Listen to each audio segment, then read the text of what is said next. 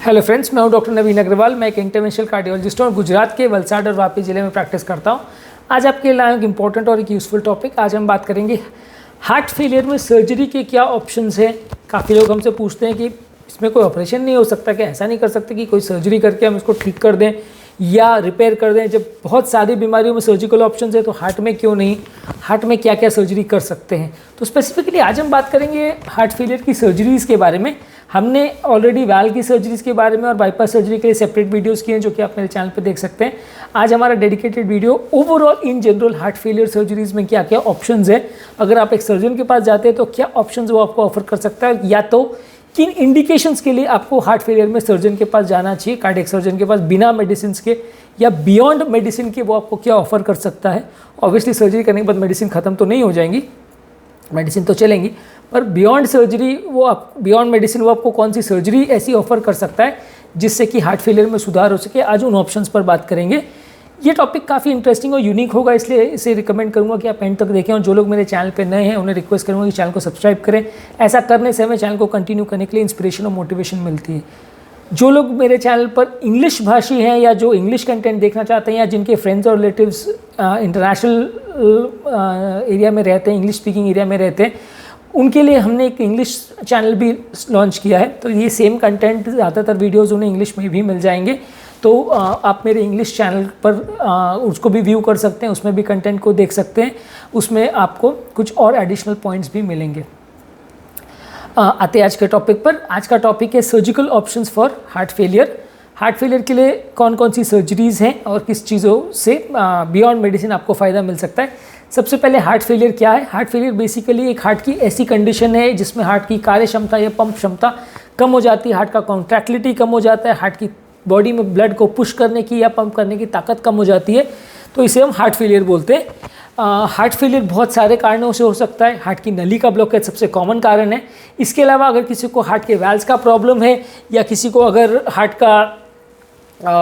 का pumping week हो गया और हार्ट का स्नायु बिगड़ गया, उससे भी हार्ट फेलियर हो सकता है।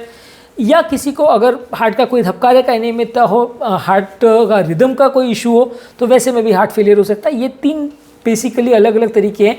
नलियों का ब्लॉकेज, वैल्व का ब्लॉकेज, स्नायु का ब्लॉकेज, स्नायु का प्रॉब्लम, या एक और प्रॉब्लम की जो रिदम प्रॉब्लम्स हो। ये चार बेसिक पैथोफिजियोलॉजीज है जिसकी तरह से आपको हार्ट फेलियर हो सकता है। इसमें सर्जिकल ऑप्शंस की बात करेंगे। अगर नली से रिलेटेड प्रॉब्लम है तो डेफिनेटली बाईपास सर्जरी या एंजियोप्लास्टी करना चाहिए। Angioplasty obviously non surgical option है तो उसके बारे में बात नहीं करेंगे। पर अगर किसी को मल्टीपल नलियों का ब्लॉकेज है और पंप क्षमता हार्ट की बहुत कम है, ये ब्लॉकेज की वजह से अगर हुआ है, तो डेफिनेटली बाईपास सर्जरी उसमें वर्क करेगा। ये वैसा ही आपको समझने की ज़रूरत है कि देखिए, अगर आपका शरीर बीमार है और आपका शरीर कमज़ोर है, तो आपको पोषण तो चाहिए, आपको खुराक तो चाहिए, नहीं तो बॉडी में हीलिंग कैसे होगी और आपका बॉडी बीमारी से लड़ेगा कैसे। अगर उसको हार्ट वीक है, उसको इम्प्रोवाइज़ करना है, ताकत लानी है, तो वो ताकत आएगी कहाँ से। जब ग्लूकोज और ऑक्सीजन आएगा तभी तो ताकत आएगी। 50% ऑफ हार्ट फेलियर केसेस जो होते हैं वो ब्लॉकेज की वजह से ही बिगड़ते हैं। नलियों के ब्लॉकेज की वजह 50% ऑफ द हार्ट फेलियर इनके कारण से ही होता है।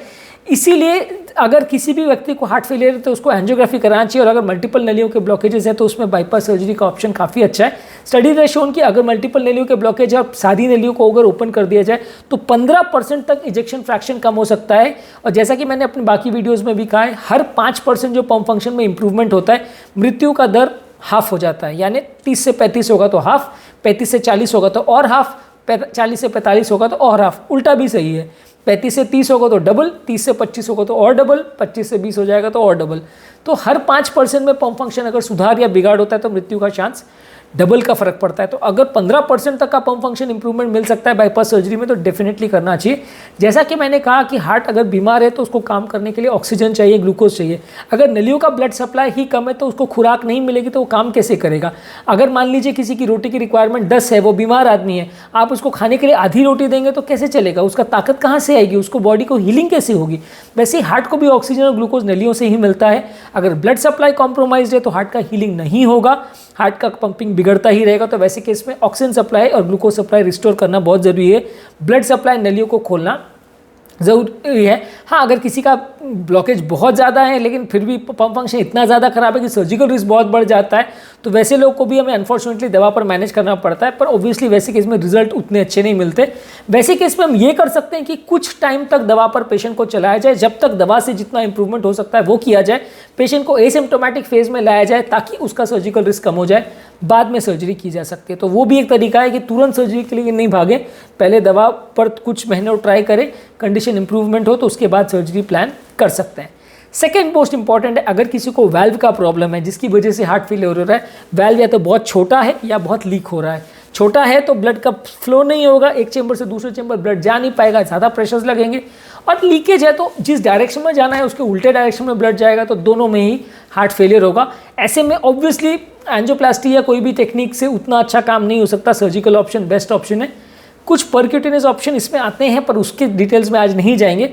अगर वाल्व छोटा है तो सर्जरी करके उसको चौड़ा किया जा सकता है, अगर लीक हो रहा है तो रिपेयर करके उसको लीकेज को बंद किया जा सकता है, अगर वाल्व बहुत ज़्यादा ख़राब है तो सर्जरी करके उसको मेटालिक या टिश्यू वाल्व से चेंज किया जा सकता है। अगर सिर्फ वाल्व प्रॉब्लम की वजह से किसी को हार्ट फेलियर हो रहा है तो इसमें सिग्निफिकेंट सुधार देखने को मिलेगा।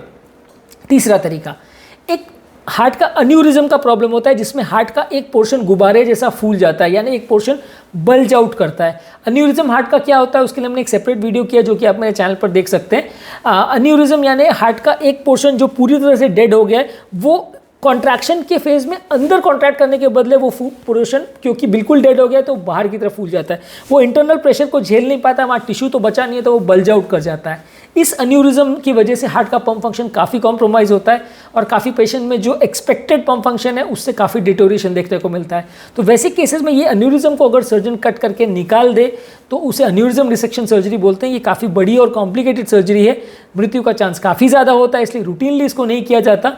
ऑब्वियसली अन्यूरिज्म होता ही ऐसे लोगों में जिनका पंप फंक्शन बहुत ज़्यादा खराब है, इसीलिए इतना एरिया डेड है। तो वैसे ही पंप फंक्शन का 15-20% नहीं से ज़्यादा नहीं होता, पर वैसे लोगों में अगर ये सर्जरी हो जाए तो सिग्निफिकेंट इंप्रूवमेंट देखने को मिलता है और overall over a period of time वैसे लोगों का पंप फंक्शन में काफ़ी सुधार आ सकता है अगर उनका अन्यूरिज्म है तो उसको अगर कट किया जाए तो। इसके अलावा एक और सर्जरी है कि जिसे डोर प्रोसीजर बोलते हैं। उसमें अगर कोई हार्ट का सेगमेंट अन्यूरिज्म हो गया या वहाँ पे बलून जैसा एरिया फूल गया है तो वहाँ पे क्या होता है कि बाकी चेंबर में जो ब्लड कॉन्ट्रैक्ट करना चाहिए वो उस फेज में उस जगह में जाके लीक हो जाता है, उस जगह पे जाके बैठ जाता है। तो ब्लड को जो वाल्व के थ्रू निकलना है उसके बदले वो अन्यूरिज्म के पाउच में जाके भर जाता है। तो हार्ट के अंदर एक तरह से डबल चेंबर क्रिएट हो जाता है कि आधा ब्लड सीधे डायरेक्शन में जा रहा है, आधा ब्लड उल्टे डायरेक्शन में जा रहा है। तो वो एरिया को आप एक पैच लगा के सेपरेट कर सकते हैं, इसे डोर प्रोसीजर बोलते हैं।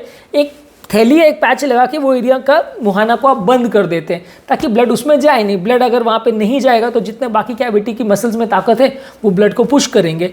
ऑब्वियसली अन्यूरिज्म रिसेक्शन अगर फीजिबल नहीं है, अन्यूरिज्म का साइज़ बहुत बड़ा है, कुछ टेक्निकल कारण और हैं जिसकी वजह से आप उतना एरिया कट नहीं कर सकते, सर्जरी करके उनको कट करना भी इतना ईजी नहीं है, तो अगर सर्जिकल रिजल्ट आने की उम्मीद नहीं है तो ये प्रोसीजर किया जा सकता है। ये कुछ बहुत कॉमनली नहीं किया जाता, मैंने इतने सालों में किसी सर्जन को करते नहीं देखा, लेकिन किया जा सकता है, टेक्निकली फीजिबल है कि वहाँ पे एक पाउच पैच लगा के उसको बंद कर दिया जाए ताकि एन्यूरिज्म में ब्लड बहना बंद हो जाए। इसके अलावा एक कोर कैप प्रोसीजर भी होता है। कोर कैप प्रोसीजर में क्या होता है कि हार्ट जब बहुत वीक हो जाता है तो धीरे धीरे करके डायलेट होने लगता है, चौड़ा हो जाता है। हार्ट इतना डायलेट हो जाता है कि उसके बाद उसको कॉन्ट्रैक्शन करना मुश्किल होता है। नॉर्मल हार्ट का शेप एक बुलेट शेप स्ट्रक्चर होता है, हार्ट जो वो रेगुलर कॉन्ट्रैक्ट करता है। जब हार्ट डायलेट हो जाता है तो वो बुलेट शेप के बदले बलून शेप्ड या बॉल शेप्ड हो जाता है। ये बॉल शेप्ड हार्ट सबसे खराब कॉन्ट्रैक्ट करता है और हार्ट का पंपिंग बहुत बिगड़ जाता है। इसकी वजह से जो हम हार्ट फेलियर की मेडिसिन देते हैं, जो मेडिसिन का प्रूवन बेनिफिट है कि जो हार्ट फेलियर में सुधारते हैं, वो ज़्यादातर यही सबसे बड़ा बेनिफिट है कि हार्ट का ये अबनॉर्मल शेप जो बनता है उसको कम करते हैं, हार्ट का डी शेप होने को ये प्रिवेंट करते हैं। इसे नेगेटिव रीमॉडलिंग बोलते हैं हार्ट का, उसको प्रिवेंट करते हैं, पंप फंक्शन सुधारते हैं। यही मेडिसिन का सबसे बड़ा पर्पज़ है। लेकिन जहां अगर सर्जिकल ऑप्शंस की अगर हम बात करें तो उस वैसे केसेस में हार्ट को ओपन करके एक कैप पहना दिया जाता है ताकि हार्ट एक्सपैंड ना हो। ये जस्ट रिसर्च टूल है, बहुत कभी मैंने इसका कोई केस नहीं देखा कि किसी ने ऐसा कभी किया हो। एक कैप लगा के हार्ट को पहना दिया जाता है ताकि हार्ट एक्सपैंड ना हो, कॉन्ट्रैक्टेड रहे और बाहर एक्सपेंशन करने को जगह नहीं मिले। थियोरेटिकली अच्छा है कि हार्ट का आप शेप खराब होने नहीं दे रहे हो, हार्ट को बाहर की तरफ एक्सपैंड होने नहीं दे रहे हो, नेगेटिव रिमॉडलिंग नहीं होने दे रहे हो। लेकिन कभी कभी ये नेगेटिव इफेक्ट्स भी आ सकते हैं सर्जरी के कि हार्ट का ओवरऑल पंप फंक्शन भी उससे कॉम्प्रोमाइज़ हो सकता है क्योंकि हार्ट को स्पेस ही ना मिले। तो हो सकता है, लेकिन ये थियोरेटिकली जानना और समझना ज़रूरी है कि एक ऐसा प्रोसीजर भी आता है जिसमें हार्ट को आप कैप पहना दो और उसका एक्सपेंशन को कम कर सको। इसके अलावा एक मैकेनिकल हार्ट रिप्लेसमेंट होता है जिसमें अगर किसी को हार्ट फेलियर बहुत ज़्यादा है, हार्ट को आपको ट्रांसप्लांटेशन करना है लेकिन ट्रांसप्लांटेशन के डोनर नहीं मिल रहे हैं, तो वहाँ पे एक आर्टिफिशियल या मैकेनिकल हार्ट आता है जिसमें मेटालिक हार्ट कुछ ऐसे भी आते हैं जिसमें टोटल मेटालिक हार्ट आता है। हालांकि हार्ट्स की लाइफ बहुत ज़्यादा नहीं होती, 1-2 साल ही मैक्सिमम चल पाते हैं ये हार्ट, तो उसको लगा के हम रेगुलर हार्ट के बदले थोड़ा टाइम पास करते हैं ताकि जब डोनर हार्ट ट्रांसप्लांटेशन के लिए मिल जाए और पेशेंट को सर्जरी के लिए भेजा जा सके। कुछ ऐसे डिवाइसेस भी होते हैं जिसमें जैसे एक्मो डिवाइस है, इम्पेलर डिवाइस है, वो सर्जिकल ऑपरेशन करके हम, इम्पेलर तो खैर बगैर सर्जरी भी कर सकते हैं कि उसमें हम डायरेक्ट कैनुला हार्ट के अंदर डाल देते हैं, बगैर ऑपरेशन कर सकते हैं। पर एक्मो डिवाइसेस के लिए और कुछ और तरह के डिवाइसेस के लिए हार्ट में छेद करके कैनुला लगा देते हैं, वो हार्ट से ब्लड को सक करके बाहर निकालता है और पूरे शरीर में सर्कुलेट करता है। कुछ दिनों तक जब तक पेशेंट को ट्रांसप्लांट का कैंडिडेट नहीं मिल पा रहा, डोनर नहीं मिल पा रहा, तब तक ये सर्जरीज करके पेशेंट को जिंदा रखा जा सकता है। ऑब्वियसली इसमें पेशेंट बहुत ज़्यादा टाइम तक हॉस्पिटल के बाहर सर्वाइव नहीं कर सकता, बहुत ज़्यादा मेडिसिन लगती हैं ये सब मेटालिक डिवाइसेस को सपोर्ट करने के लिए और बहुत ज़्यादा एहतियात बरतना पड़ता है, तो ज़्यादा दिन तक पेशेंट इन पर सर्वाइव नहीं कर सकता। लेकिन हाँ, ट्रांसप्लांटेशन तक अगर डोनर का वेटिंग लिस्ट बहुत ज़्यादा है, वेटिंग में डोनर नहीं मिल रहा, वैसे भी जैसे आप मान के चल सकते हैं इंडिया में on an average per year बहुत कम ट्रांसप्लांटेशन होते हैं, वेटिंग लिस्ट में बहुत लोग होते हैं, तो अगर आपको डोनर नहीं मिल रहा है तो ये सब चीज़ों को किया जा सकता है। पर ऑब्वियसली ये सारी सर्जरीज कॉस्टली हैं, तो ये आर्टिफिशियल हार्ट वगैरह भी काफ़ी कॉस्टली आता है और ऑब्वियसली बाद में ट्रांसप्लांटेशन तो लगेगा ही, 6 महीने से ज़्यादा इस पर आप नहीं निकाल सकते। अलग अलग डिवाइस की अलग अलग लाइफ होती है, इम्पेलर डिवाइस को 5-7 दिन रख सकते हैं, एक्मो को भी 5-7 दिन रख सकते हैं, आर्टिफिशियल हार्ट को 2-4 महीना 6 महीने तक खींच सकते हैं, उससे ज़्यादा नहीं।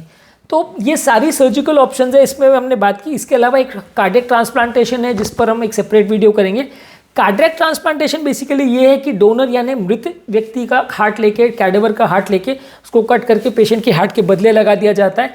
ये सिर्फ and stage heart disease patients के लिए किया जाता है जिसमें हार्ट इतना ज़्यादा खराब है, इतनी बुरी हालत है कि कॉन्ट्रैक्ट ही नहीं कर पा रहा, चल फिर भी नहीं पा रहा पेशेंट, उसका कोई काम नहीं हो पा रहा, ज़रा सा चलने में भी सांस फूलती है, पाँव में पानी भरना चालू हो गया है। वैसे स्टेज की हार्ट फेलियर पर जब व्यक्ति आ जाता है तो उसमें ट्रांसप्लांटेशन किया जाता है।